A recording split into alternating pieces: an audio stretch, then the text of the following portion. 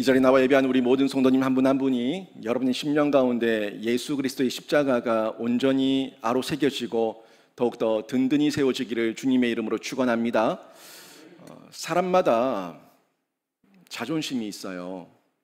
자존심 자체는 나쁜 게 아닌데 이 자존심이 가끔 쓸데없이 쓸모없이 아주 왜곡되게 나타날 때가 있어요.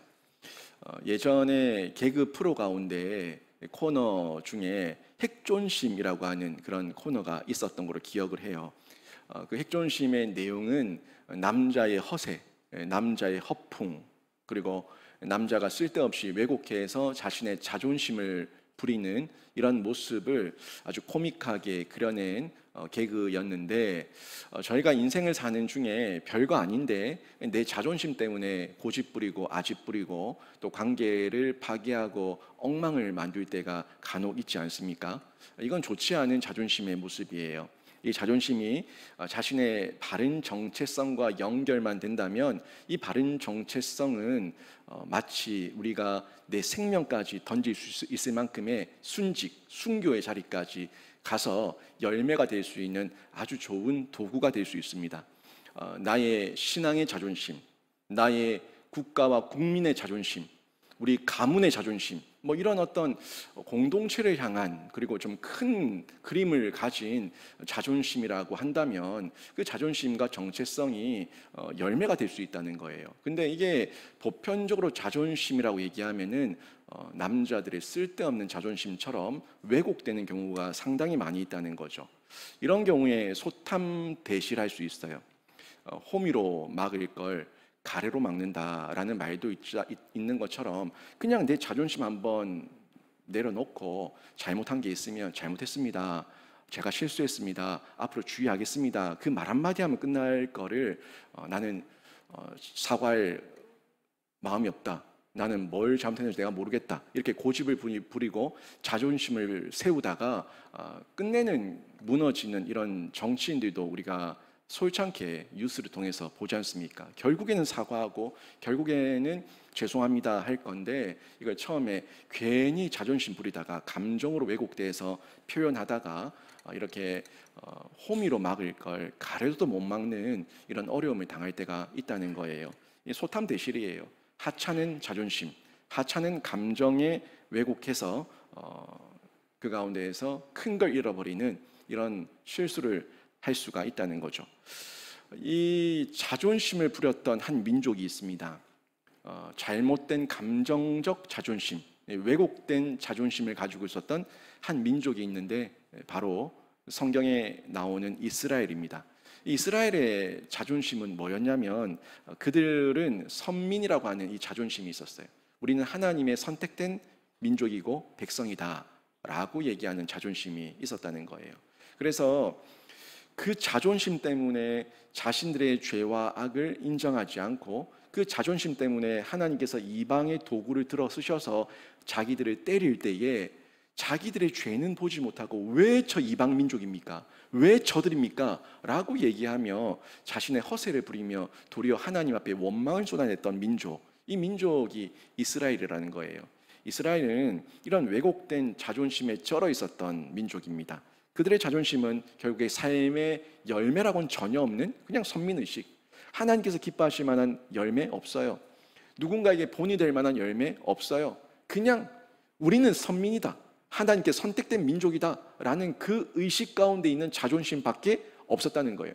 아니 정말 그 자존심이 하나님의 선택된 민족이라고 하는 그 자존심과 의식이 있었다면, 정체성이 있었다면 그 가운데 하나님이 드러나는 열매가 있어야죠. 근데 하나님이 드러나는 열매는 전혀 없고 결국에 드러나는 것은 그들의 탐욕과 탐심과 그들의 교만과 자만만 드러났다는 거예요. 결국 그게 지금 이 스가랴서를 통해서 또 여러 선지자를 통해서 하나님께서 계속 경고와 책망과 멸망의 메시지를 예언하셨던 이유지 않습니까?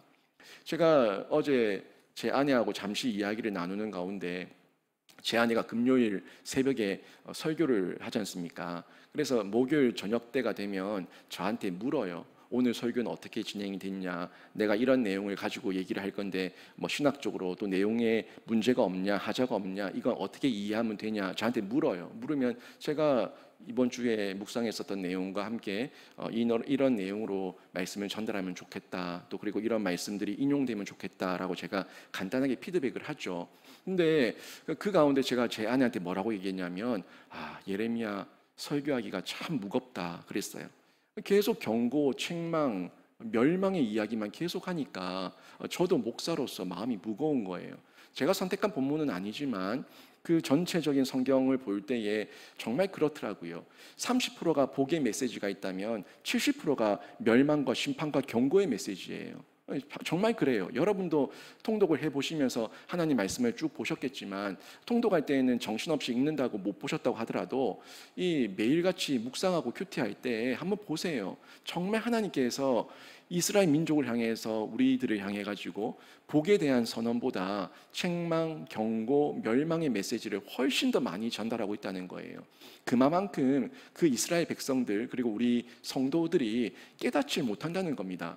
이렇게 얘기하고 저렇게 얘기하고 이런저런 하나님의 징조를 보여주시면 좀 깨닫고 주께로 돌아와야 되는데 깨닫지를 못한다는 거예요. 뉘우치지를 못한다는 거예요.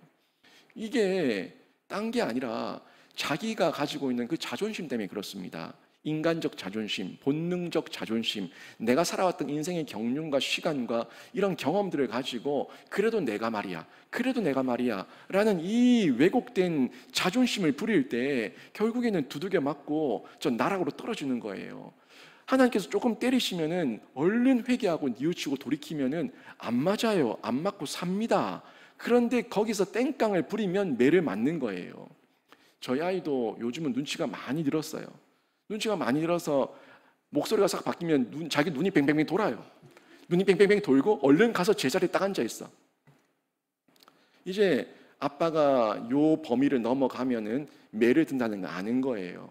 그러니까 땡깡 부리고 안 할 거야 싫어라고 얘기하다가도 목소리 톤이 딱 바뀌면은 얼른 가서 싫더라도 가서 잘못했어요. 안 그럴게요. 라고 얘기하고 있다는 거예요. 이런 눈치가 있어야죠.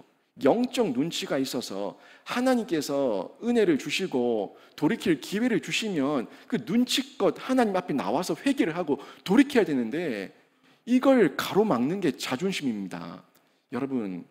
여러분에게 자존심 없는 것 같죠? 인간에게 다 자존심이 있거든요. 여러분 자녀들과의 관계, 배우자와의 관계, 사람과의 관계, 그 관계에 틀어졌던, 끊어졌던 경험들 한번 생각해 보세요. 지금 오랜 시간이 지나고 가만히 돌아보면 아이고 그게 뭐라고 하는 마음이 들지만 그때는 그 생각 안 듭니다. 내 자존심 때문에 내가 죽으면 죽었지 절대 사과 못한다. 내가 죽으면 죽었지 절대 안 찾아간다 라고 얘기하면서 고집부렸던 그 자존심, 그게 한 사람을 잃는 것보다 귀합니까?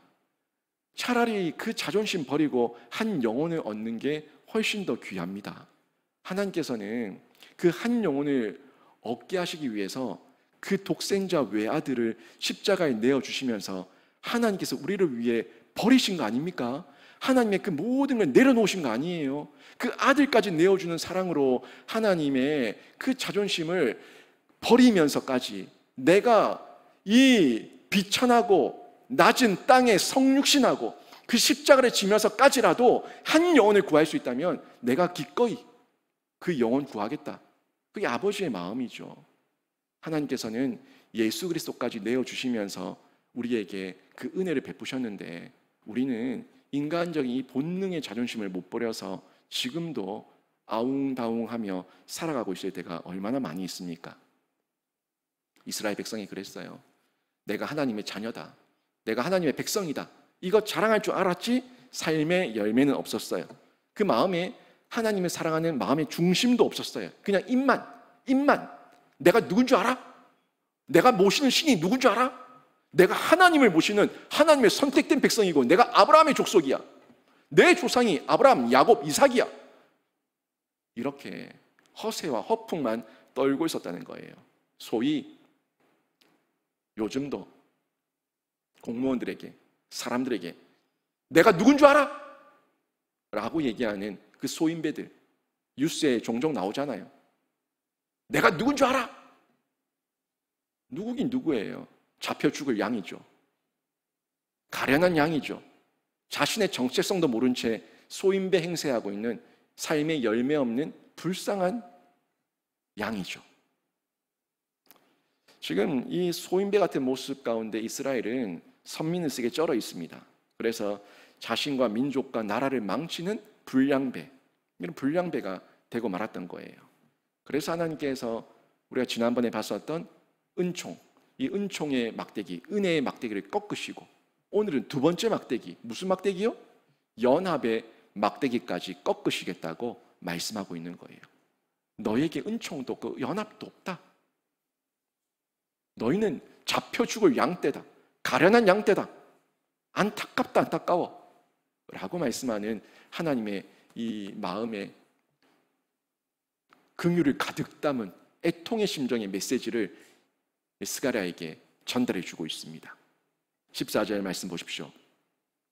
내가 또 연합이라는 둘째 막대기를 꺾었으니 이는 유다와 이스라엘의 형제의 의리를 끊으려 함이었느니라. 하나님께서 유다와 이스라엘의 형제의 의리를 왜 끊겠습니까? 의리. 인간적인 의리. 여러분, 의리는 배신하지 않는 거예요.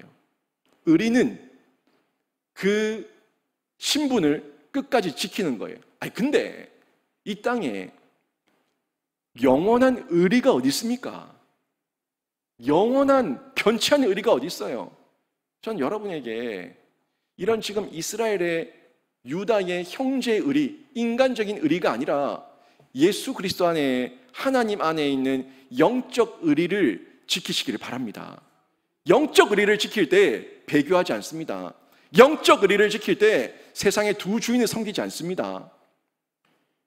세상 사람들처럼 의리 얘기하지 말고 내가 영적 의리, 내 안에 있는 예수 그리스도의 참된 십자가를 붙들고 있는가? 내가 배교하고 있지는 않는가? 한번 점검하시고 확인해 보십시오. 지금 하나님께서는 이들의 의리가 그런 영적 의리, 하나님 앞에서의 참된 의리가 아니니까 이스라엘과 형제의 의리, 유다와 이스라엘의 형제의 의리, 인간적 의리를 내가 끊겠다. 이제 너희들 하나로 묶어놔 본들 죄만 더할 뿐이다. 너희들은 다 흩어져. 뿔뿔이 흩어져. 나눠버리겠다. 연합하면 죄 짓는다. 이 지경까지 이르게 돼서 그 연합의 막대기를 꺾으시겠다고 말씀하고 있는 겁니다. 은혜가 없는 자들, 하나님의 말씀이 없는 자들이 모이면 뭐 할까요? 죄밖에 더 짓겠습니까? 저 세상에 하나님 없는 사람들, 예수 모르는 사람들이 모이면 모일수록 그들이 뭘 하겠습니까? 죄밖에 더 짓겠습니까? 흩어버리시겠다는 거예요. 차라리 내 이름으로 모여서 내가 선민이라 얘기하고 하나님의 백성이라 얘기하면서 도리어 죄를 지을 바에는 내가 그들을 다 흩어버리겠다. 연합의 막대기를 꺾어버리시겠다고 말씀하고 있는 거예요. 이스라엘을 다시 한 나라로 뭉쳐 사용하지 않겠다는 거죠. 하나님께서 이스라엘을 한 나라로 묶었던 이유가 뭡니까? 아브라함을 지나고 이삭을 지나고 야곱의 때에 하나님께서 야곱의 때에 야곱에게 처음으로 이스라엘이라고 하는 이름을 주셨어요. 그 이스라엘이라는 이름을 주셔서 그 이스라엘을 통해서 그들의 12아들, 그 12지파를 하나 되게 하셔가지고 한 나라 되게 하셨어요. 아니, 그게 왜 그랬겠냐는 거죠. 야곱의 가문을 복주기 위해서요? 여러분, 하나님께서 야곱을 통해서 이스라엘 이름을 거룩한 이름을 주신 이유는 가문의 복받으라 준 게 아니라 하나님 나라의 지경을 넓히며 하나님 나라를 세우라고 하나님 나라를 위해서 주신 이름이 이스라엘입니다. 근데 그 이스라엘을 자기들은 가문의 영광으로만 알았어요. 가문의 영광이 아니라 하나님 나라의 영광입니다. 하나님 나라의 확장을 위해서 쓰라고 주신 그 귀한 이름을 자기들밖에 모르는 가문의 부족의 하나님으로 전락시키고 말았던 거예요. 그러니까 하나님께서 이제 더 이상 이스라엘이라는 이름으로 그들을 모을 이유가 전혀 없다는 거죠. 하나님께서는 그들이 하나님의 도구가 되고 하나님의 동력자가 되어서 쓰임받기를 원했지만 그들이 그 사명을 감당하지 못하니까 그 사명을 거두셨던 거죠. 그리고 이제는 온 이스라엘이 하나가 될 이유가 없다.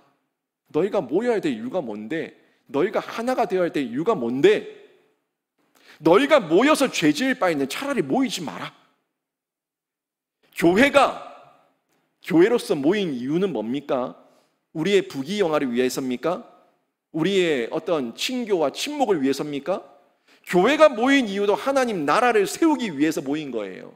근데 그 교회로 하나님이란 이름으로 모여서 교회가 아웅다웅하고 파벌과 분파를 만들고 싸움짓만 하고 있고 서로 비난하고 서로 시험 들고 서로 떠나는 상처 주는 짓만 하고 있다면 교회로 모일 이유가 없다는 거예요. 사명을 거두시는 거죠. 그래서 무너진 교회들이 얼마나 많고 저 유럽 교회와 미국 교회를 보세요. 그 사명을 감당하지 못할 때 하나님께서는 교회를 흩어버리셨습니다.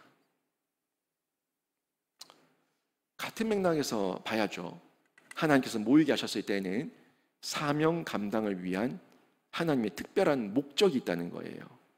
근데 이걸 감당하지 못하니까 이 연합의 막대기를 꺾으심으로 사명 거두물을 확인시켜 주시는 거예요. 연합 꺾었다, 부셨다. 이제는 너희에게 모일 이유가 없다. 모이지 마라. 하나님의 확실한 증거로서, 확언으로서 이 말씀을 전해주고 있는 거예요.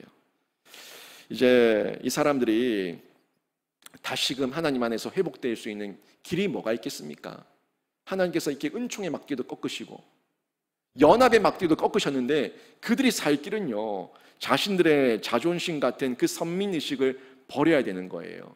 왜곡된 그 선민의식이 변질되어서 결국에 하나님을 거부하고 하나님을 버리게 했으니까 이제 그들에게 마지막 살 길은 왜곡된 자존심인 선민의식을 버리고 예수 그리스도를 만나는 길밖에 없습니다.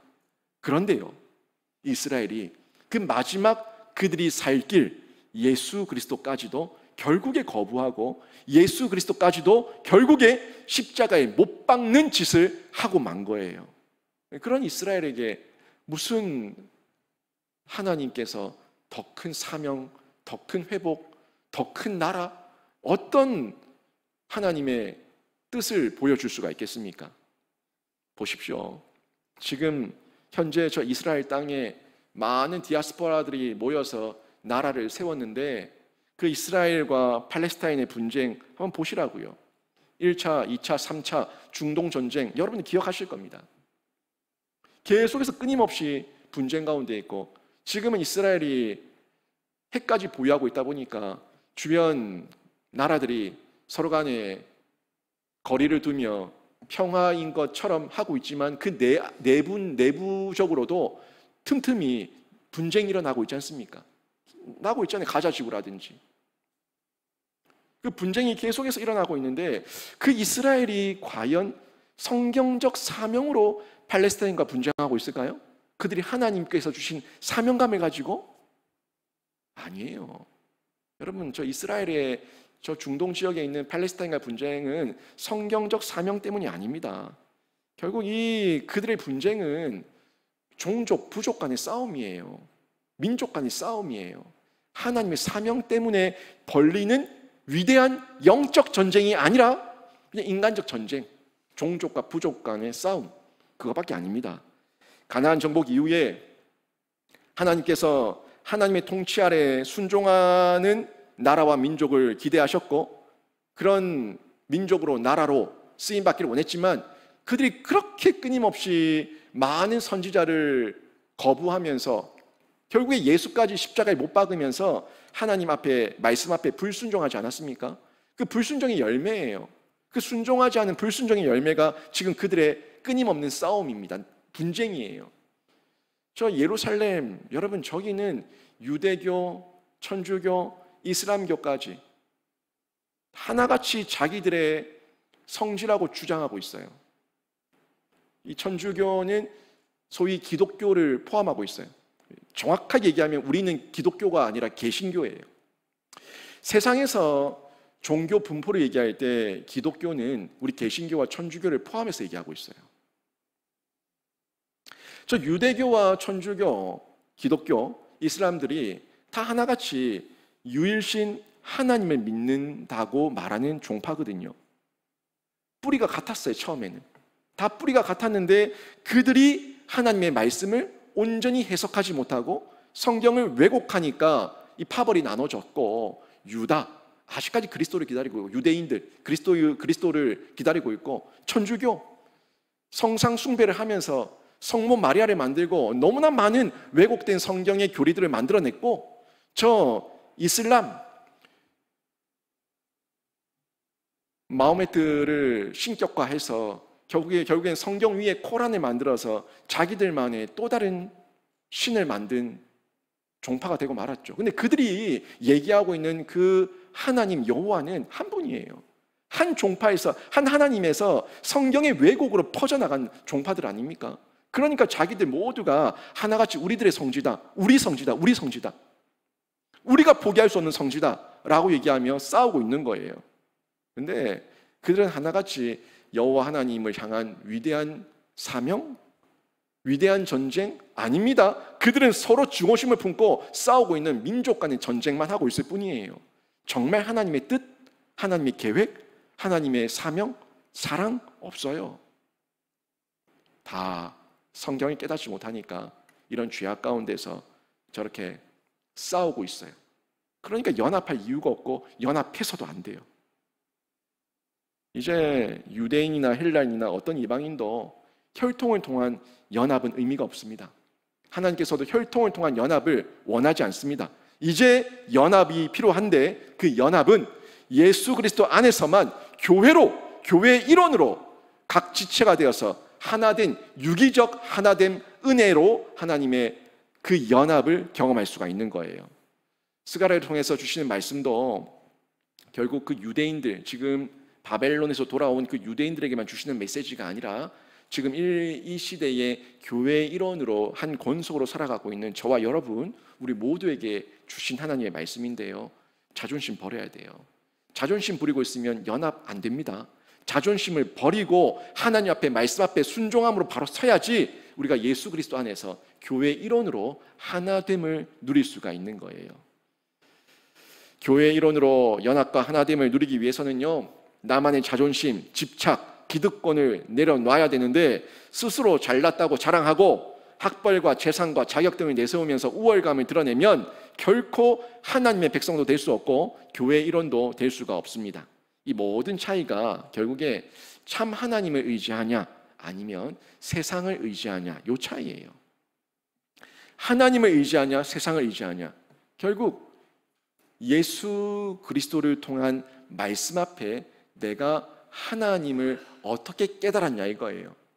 말씀을 통해서 하나님이 나의 참 하나님, 참 신이라는 정체성으로 깨달아지면 하나님 말씀 앞에서 그 하나님을 최우선으로 여기며 살아가고, 그 하나님을 세상의 종교처럼 내가 복받는 도구로 여긴다면은, 종교적 관점에서 바라본다면 결국에는 세상이 우선이고 그 하나님은 세상에서 내가 더 기득권을 누리기 위한 도구로서의 하나님이니까 하나님을 위해서 내 생명 버리지 못한다는 거예요. 자기 십자가, 자기 부인 하지 못한다는 겁니다. 예수님께서도 이걸 너무나 잘 알고 있었기 때문에 사람이 두 주인을 섬길 수 없다고 얘기했어요. 많은 사람이 하나님을 믿는다고 하지만 하나님은 도구고 그 도구를 이용해서 세상의 것을 더 많이 취하려고는 욕심과 탐욕 가운데 있으니까 이 말씀을, 이 내용을 꼭 꼬집어서 말씀하셨던 거예요. 마태복음 6장 24절 말씀, 우리 너무 잘 아는 말씀인데 한번 같이 한번 읽어보겠습니다. 시작. 한 사람이 두 주인을 섬기지 못할 것이니 호기를 미워하고 저를 사랑하거나 호기를 중히 여기고 저를 경히 여김이라. 너희가 하나님과 재물을 겸하여 섬기지 못하느니라. 아멘. 하나님을 사랑한다고 하면서 하나님의 것을 도둑질하고 하나님의 것을 가리우고 숨기고 땅에 묻고, 또 하나님을 사랑한다고 하면서 우선순위가 잘못된 경우 흔히들 우리의 유혹 가운데, 미혹 가운데 나타나고 또 실제로 넘어지는 사람들을 많이 보지 않습니까? 이런 내용이 결국 다 혼합주의예요. 말은 겉은 나는 선민입니다, 나는 하나님의 백성입니다, 예수의 제자입니다, 하나님의 자녀입니다. 말은 그렇게 하지만 이미 혼합돼 버렸어. 누구처럼? 이스라엘처럼. 그들은 말은 항상 하나님의 백성이라고 얘기했어요. 말은. 그런데 열매가 없어요. 이게 혼합주의에 빠져든 이스라엘의 현 주소였죠. 철저히 경계해야 됩니다. 우리 삶에 알게 모르게 침투하고 있는 이 혼합주의, 정말 경계하고 조심해야 됩니다. 하나님도 섬기고 세상의 우상도 섬기는 자, 결국 그들은 우상 숭배자고 하나님께서 인정하지 않습니다. 저는 여러분이 오직 하나님만 섬기는 신자가 되고, 그러기 위해서 예수 그리스도를 체험적으로 만나고 말씀이 여러분 삶의 실제가 되고 세상의 기득권을 예수를 위해서, 하나님 나라를 위해서 포기할 수 있는 도전과 결단이 있기를 주님의 이름으로 축원합니다. 그때 자기 십자가, 자기 부인이라는 것을 여러분이 실제로 살아내는 거예요. 자기 부인, 자기 십자가, 자기 부인, 자기 십자가, 나의 유익 없이 오로지 하나님 나라를 위해서, 예수 십자가를 위해서, 교회를 위해서 내려놓을 수 있는 거, 포기할 수 있는 게 그게 자기 십자가고 자기 부인이에요. 그러기 위해서 여러분이 말씀을 늘 묵상하고 말씀 붙들고 기도하는 가운데 예수 안에서, 예수를 위해서 더 연합되는 은혜를 누리시길 주님의 이름으로 축원합니다. 그러기 위해서는 또 저희가 이 거짓 목자를 잘 분별해야 돼요. 이건 참 제가 말씀 준비하면서 저한테 참 부끄러웠고, 제가 목사라는 게 참 민망할 마음까지 들었는데, 이 거짓 목자 정말 분별하셔야 됩니다. 15, 16, 17절 보십시오. 여호와께서 내게 이르시되 너는 또 어리석은 목자의 기구들을 빼앗을지니라. 어리석은 목자들, 자기들이 목자라고 얘기하는데 하나님의 이름으로 하나님의 성물을 이용하고 교회를 이용하고 강단을 이용하는 그런 목자들의 기구를 뺏으라고 얘기하고 있어요. 강단에 세우지 말라는 얘기예요. 하나님의 이름과 성호를 사용하지 못하게 하라는 거예요. 계속 보세요. 보라, 내가 한 목자를 이 땅에 일으키리니, 이 한 목자는 좋은 목자가 아닙니다. 계속 나오지만 이 한 목자는 우리 하나님께서 예수 그리스도의 한 목자가 아니라 이건 악한 한 그룹, 사탄의 종로로 타고 있는 그 목자들, 이리들, 양떼를 집어삼키는 그 이리들을 얘기하고 있는 한 목자입니다. 한 목자를 이 땅에 일으키리니 그가 없어진 자를 마음에 두지 아니하며. 아니, 양떼가 없어졌는데 마음에 두지 않아요. 흩어진 자를 찾지 아니하며. 양떼들이 흩어졌는데 모으지 않아요. 상한 자를 고치지 아니하며. 양떼가 죽어가는데 상했는데 보살피지 않아요. 강건한 자를 먹이지 아니하고 오히려 살찐 자의 고기를 먹으며 또 그 굽을 찢으리라. 화 있으신저 양떼를 버린 못된 목자여, 칼이 그의 팔과 오른쪽 눈에 내리니 그의 팔이 아주 마르고 그의 오른쪽 눈이 아주 멀어 버릴 것이라 하시니라. 굉장히 무서운 말씀이에요. 저는 이 말씀 보면서 심장이 벌렁거렸습니다. 워낙 이 시대에 이런 못된 한 목자가 많은 시대라서.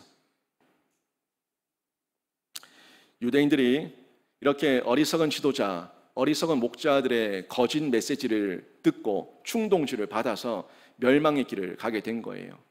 참된 목자는 뺨을 때리고 돌로 치고 옥에 가두고 죽이고, 자기들에게 복을 빌고 평안하다, 평안하다, 평안하다, 평안하다, 이 거짓말만 했었던 그 이리 같은 목자들에게는 마음을 주고, 그래서 그들도 다 멸망의 길에 이르고 말았습니다.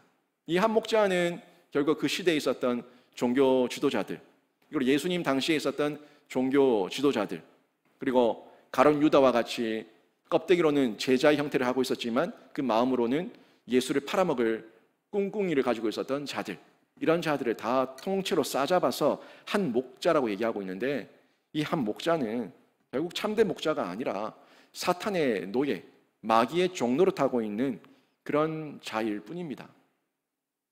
목자의 탈을 쓰고 있고 목자의 이름을 가지고 있지만 참된 목자가 아니라 사탄 마귀 새끼예요. 그 마귀 새끼의 노예로 종로를 타며 하나님의 양들을 집어삼키는 그런 악한 자들이라는 얘기죠. 이들은 흩어진 자를 찾지도 않고요, 상한 자를 고치지 않습니다. 그들은 그냥 오직 살찐 양을 찾아서 자기 배를 채울 뿐인데, 이 시대에 이런 거짓 목자가 한두 명이 아니죠. 이런 거짓 목자가 너무 많이 있다는 거예요. 이 시대의 거짓 목자들 잘 보세요. 자신을 따르면, 내 말을 들으면 풍성한 삶을 얻는다라고 얘기하는 사람들 다 거짓 목자입니다. 자신의 말이 아니에요. 성경 말씀이고 하나님의 말씀이에요. 말씀 없는 성령의 소리도 아니에요. 그거 어떻게 알아요? 그게 성령의 소리인지 지 말인지 어떻게 알아요? 내가 직통 계시받았다. 그 말을 어떻게 믿어요? 성경에 기록되지 않고 성경의 말씀을 위배한 내 말을 따르라고 얘기하는 그 모든 목자는 거짓 목자입니다. 또 자기 제자 만들어서 사람 목자에게 충성하게 하는 사람들 다 거짓 목자예요. 사람 목자가 가르치지만 그 사람 목자가 가르쳐서 그 사람을 예수의 제자 되게 하는 게 목적이어야 된다는 거예요. 그래서 가르칠 때는 엉뚱한 교재 가지고 하면 안 되고 철저하게 성경에 근거한 교재, 성경 말씀 찾아가며 성경 말씀 적어가며 성경 말씀에 근거한 가르침, 양육, 교육, 훈련이 이루어져야 되는 거예요. 사람이 만들어낸 논리, 이론, 주장 그런 것 가지고 사람에게 충성하는 자기 제자 만드는 사람들 다 거짓 목자입니다. 멸망당할 하나님의 심판과 저주를 받을 화 있을 신자의 주인공들이에요. 참된 목자는요, 정말 참된 목자는 예수 그리스도 한 분밖에 없고요, 인간 목자는 잠시 그 위임을 받아서 그 한 분밖에 없는 예수 그리스도께 연합시켜주고 연결시켜주고 소개시켜주는 예수의 제자되게 하는 도구로서 잠시 쓰임받을 뿐이에요. 이게 참된 목자와 이 땅에서 잠깐 쓰임받는 인간 목자의 그 관계예요. 천년만년 그 교회에서 군림합니까? 그 천년만년 그 교회에서 설교합니까? 그 교회가 자기가 수십 년 살겠다고 질 것 같아요. 그런 교만을 떨다가 그 말년이 더럽고 추한 거예요. 성경은 진짜 목자 말고 이 가짜 목자를 지금 마귀의 종로로 타고 있는 이런 가짜 목자를 다 싸잡아서 한 목자라고 묶어서 지금 말씀하고 있는 겁니다. 그들을 향해서 하나님께서 팔을 끊으시고 눈을 실명시켜서 보지 못하게 하시겠다는 아주 무서운 말씀을 전달하고 있는 겁니다. 곧 거짓과 부정 가운데 얼룩졌던 그들을 하나님의 공의와 정의로 끊어내시는 칼이 되시겠다. 하나님께서 직접 칼을 휘둘러서 그 팔을 끊어내고 눈을 도려내겠다라고 말씀하고 있는 겁니다. 이 칼은요, 이미 예수 그리스도를 통해서 사탄의 머리를 박살내면서 성취가 되었습니다. 사탄 마귀는 팔이 끊겼어요. 팔, 다리가 다 끊겼어요. 사탄 마귀는 눈이 뽑혔습니다. 사탄 마귀는 예수 그리스도 십자가 죽으심과 부활하심의 그 능력 가운데 그 머리통이 박살이 났습니다. 그런데요, 이 사탄 마귀가 아직 남아있는 게 있어요. 그 남아있는 게 뭐냐면 요 입이 남았어요. 입이. 요 입이 남아서 입만 떠들어대요. 입만 떠들어대요. 삶의 열매는 없어요. 입만 떠들어대요. 지금도 보세요. 그 가짜 목자들 강단에 서 있지만 그들의 삶의 열매는 없습니다. 입만 떠들어댑니다. 사탄 마귀처럼. 사탄 마귀 능력 없습니다. 권세 없습니다. 입만 떠들어댑니다. 이번 주도 제가 주일에 또 말씀드리겠지만 이 세상 골리앗 입만 떠들어대요. 덤빌 용기도 없고 싸울 용기도 없고 40일 동안 이스라엘 군대 앞에 대치하고 있으면서 40일 밤낮으로 입만 떠들어대요. 입만 떠들어대는 사단 마귀, 골리앗 같은 형체를 가지고 있지만 그들은 이미 예수 그리스도의 이름으로 눈이 뽑히고 팔이 끊어진 입만 살아있는 아무런 능력 없는 허수아비인 줄로 믿습니다. 우리가 예수 그리스도 이름으로 이걸 간파하고 분별해서 가짜 가운데 입만 떠들어대는 가짜의 소리에 귀를 기울이면 안 된다는 거예요. 이 입만 떠드는 이 사단 마귀는 이 한 목자는 계속 이래라 저래라 이리 가라 저리 가라 계속 가르치려고 듭니다. 근데 그들의 말을 들으면 같이 죽는 거예요. 예수님께서 이걸 아시고 소경된 자가 소경을 인도할 수 없다고 말씀하셨어요. 그죠? 소경된 자가 소경을 어떻게 인도합니까? 우리가 앞길을 가지 못해서 길을 찾지 못해서 헤매고 있는데 자기도 눈이 뽑혀가지고 앞을 보지 못하면서 나 따라와라 나 따라와라. 그는 발도 없고 팔도 없어요. 그냥 우상이에요. 입만 살아있어요. 그런 자들을 따라가면 결국 둘 다 구덩이에 빠져서 큰 어려움을 당할 수밖에 없다는 겁니다. 이 책임은 인도한 이 한 목자 가짜에게도 있지만, 가짜 목자에게도 큰 책임이 있지만 또 다른 책임은 나한테 있어요. 나에게도, 따라간 나에게도 그 책임이 있다는 겁니다. 여러분이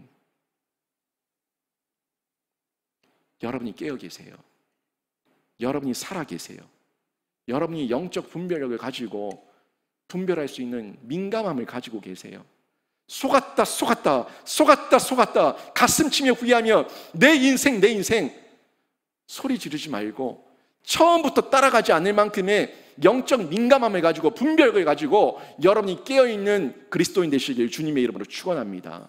처음부터 참된 목자 예수, 이 예수의 소리만 듣고 예수의 말씀만 들었어야 되는 거예요.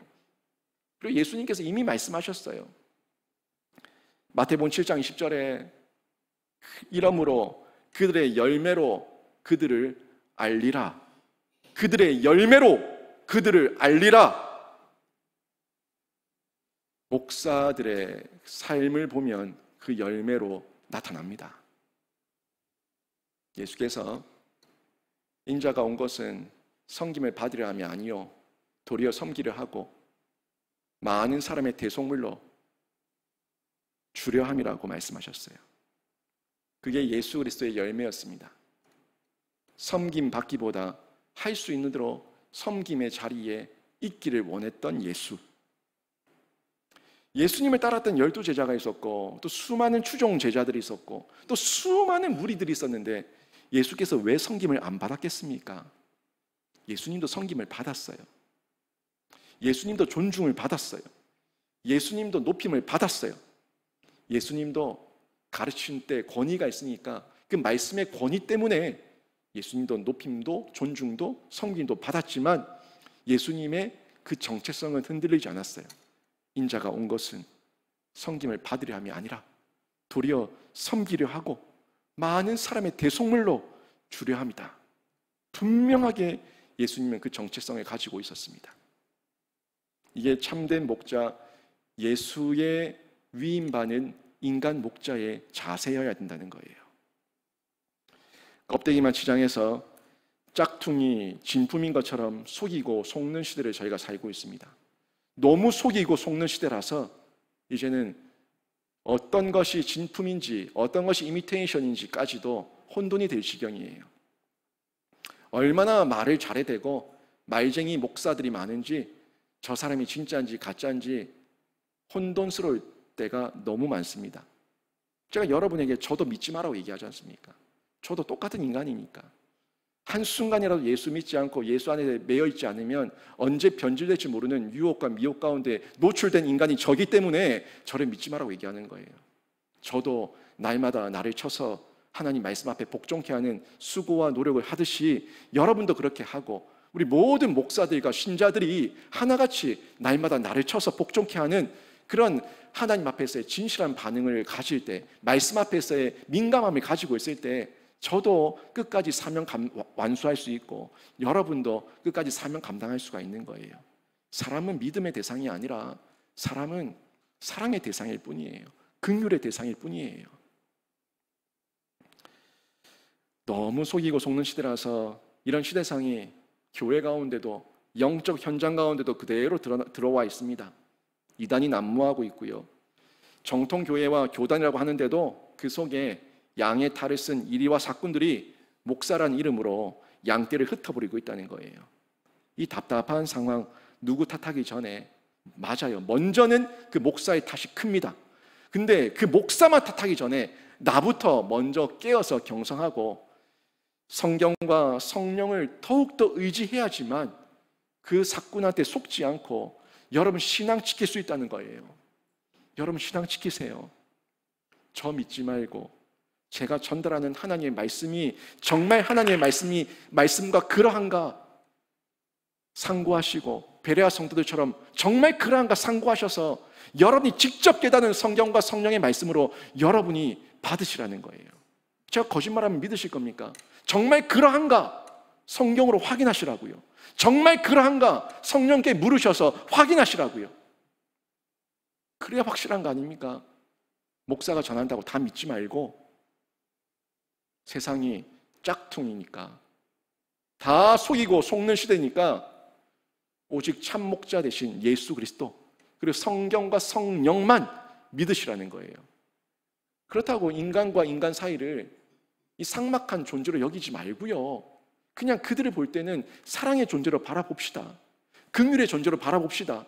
언제든지 실수할 수 있고 넘어질 수 있고 나와 똑같은 성정을 가진 그 사람들이라고 여기면서 그 사람들을 품어줄 수 있는 온유와 넉넉함으로 미리 대비하고 예비합시다.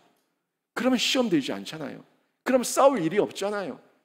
뭐 할 게 남았어요? 기도할 일만 남은 거예요. 그들을 품어줄 일만 남은 거예요.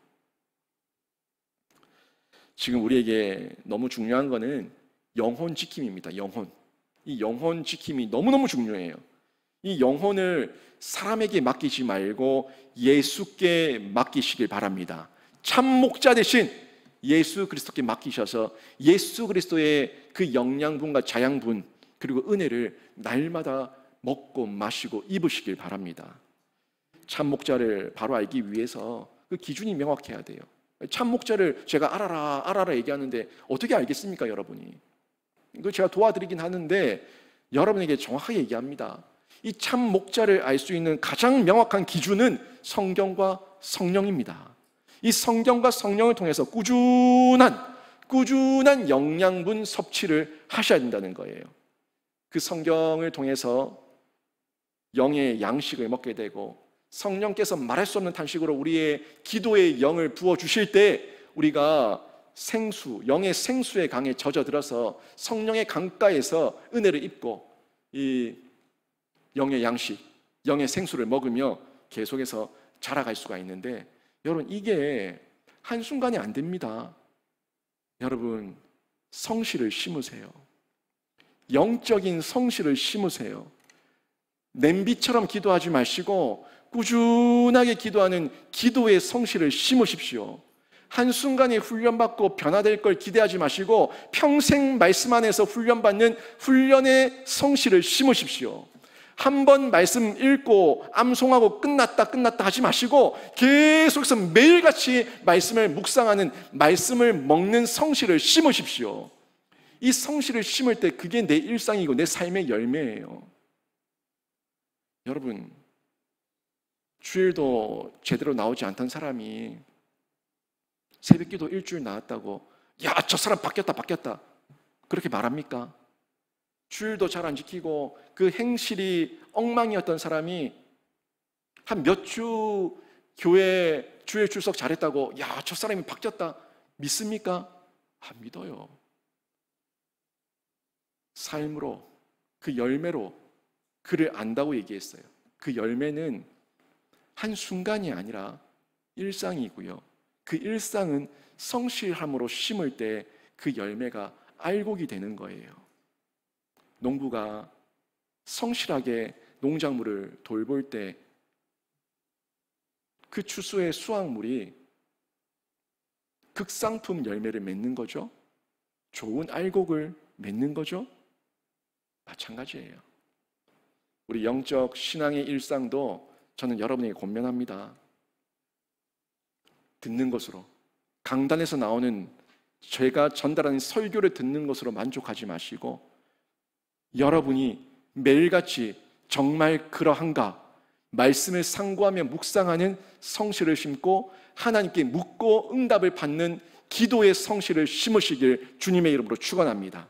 그때 말씀이 내 영혼을 소생케 하고 강건케 하고 성령께서 말씀을 통해서 나의 걸음을 붙들어 세우시고 돌이키게 하시고 하나님의 뜻대로 살게 하는 능력의 자리로 이끄실 줄로 믿습니다. 이게 말씀의 다스림이에요. 바울이 자신의 사역을 정리하며 에베소 교회를, 에베소 장로들을 말씀께 부탁했습니다. 저도 여러분이 여러분 영혼을 말씀께 부탁하기를 바랍니다. 성령께 물으셔서 응답을 들으시기를 바랍니다. 이게 결국 스가랴서 전체가 계속 전달하고 있는 내용이에요. 예수 그리스도 안에, 연합된 교회 안에, 하나님의 말씀 안에 하나됨과 연합과 희망과 소망이 있으니까 아버지의 영, 성령의 영, 그 영으로 깨달음을 얻어서 하나 되라는 거예요. 교회가 되라는 거예요. 교회의 일원이 되라는 거예요. 외형의 성전 재건에만 열정과 노력을 쏟지 말라는 거죠. 지금 스가랴서 열심히 성전 재건을 하다가 중단됐어요.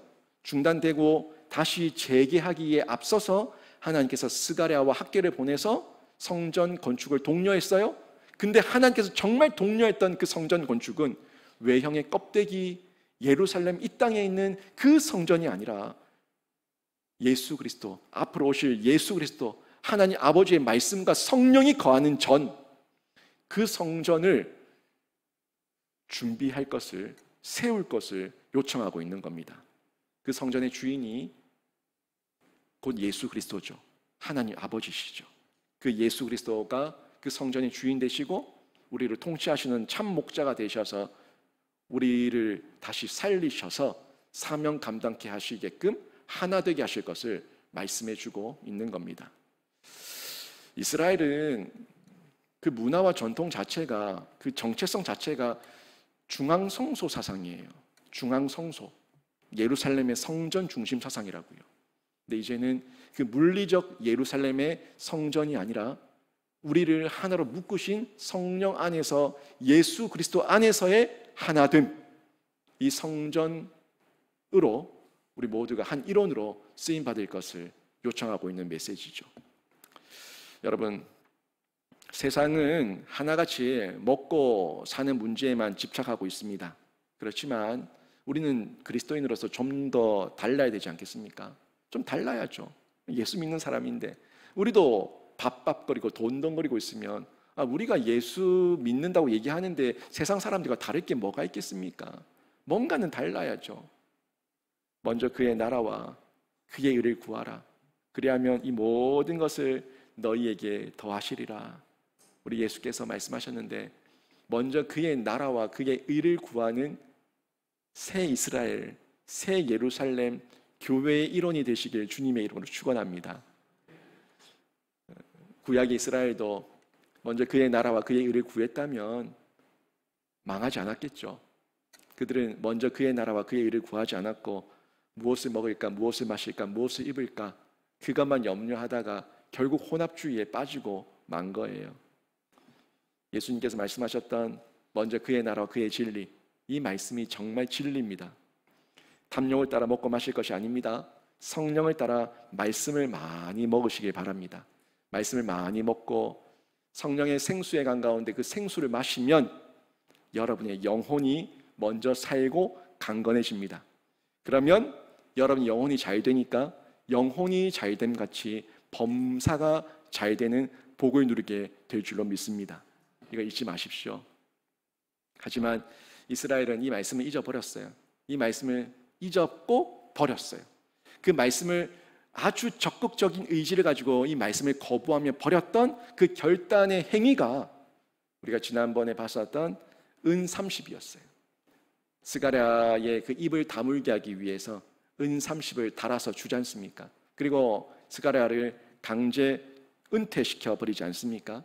그리고 이 은 30은 지난번에도 봤지만 유대인들이 예수 그리스도를 죽이기 위해서, 예수 그리스도의 입을 다물게 하기 위해서 그리스도를 버린 의지가 은 30에 담겨 있었다는 것을 볼 수가 있습니다. 돈이면 다 된다는 그 가치관 가운데 있었던 가룟 유다가 돈을 받고 예수를 팔았습니다. 돈이면 다 된다는 그 가치관 속에 있었던 그 종교 지도자들이 은 30을 가지고 가룟 유다를 유혹했습니다. 돈이면 다 된다는 세상에 그 돈이 결국에 나와 하나님과의 관계를 파괴했고 나와 하나님과의 관계를 끊어버렸습니다. 우리가 그런 돈에 끌려가서 돈의 노예가 되어서 하나님을 버리는 의리 없는, 영적 의리 없는 배교자가 되면 안 됩니다. 하나님께서 그 의리 말씀하실 때 그 의리는 영적 의리, 배교하지 않고 하나님을 떠나지 않고 오직 유일한 하나님만 붙드는 그 하나님을 사랑하는 의리였어요. 저희가 그 의리를 지켜야 되는데 돈이 잘못이 아니에요. 돈을 잘 쓰면은 귀하게 좋은 일 하는데 많이 쓸 수 있습니다. 돈이 잘못이 아니라 돈이면 다 된다는 그 변질된 재정관, 세계관이 문제였다는 거예요.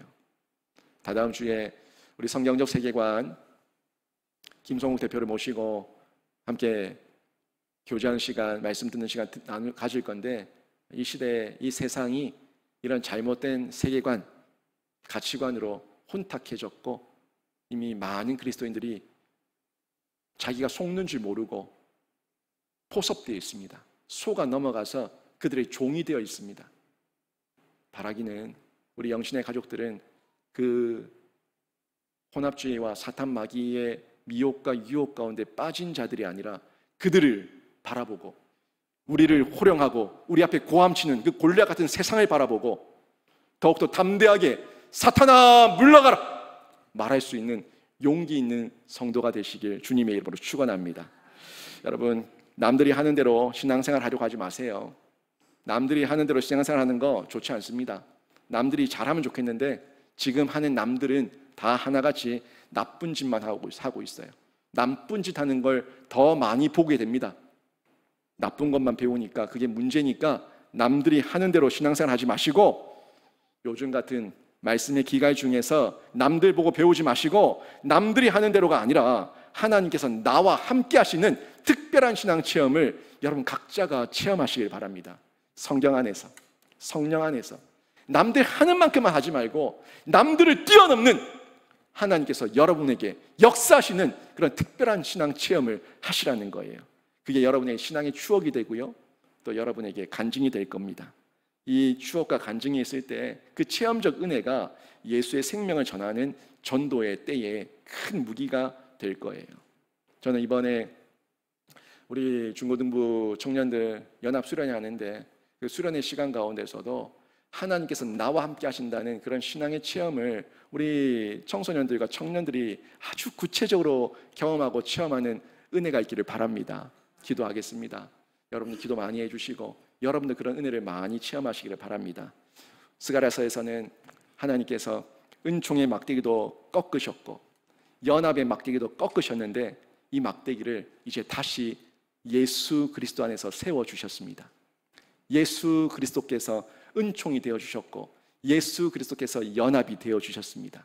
친히 그 두 막대기를 지시고 그것을 안으시고 거기에 달리시고 그것을 세우시옵소서 우리 마음에도 전달해 주셨습니다. 이제 예수 안에서 은총과 연합의 막대기를 십자가로 세워주셨는데 이 십자가의 하나됨을 여러분이 경험하시길 바랍니다. 구약의 그들은 꺾여버린 은총이고 그 꺾여버린 연합이지만 우리는 예수 안에서 그 은총도 연합도 여전히 유효함을 믿으시고 예수 그리스도 안에 있는 은혜와 은총과 연합 아래서 날마다 복을 많이 받으시고 이걸 흘려보내는 통로로 쓰임받으시길 주님의 이름으로 축원합니다. 아멘.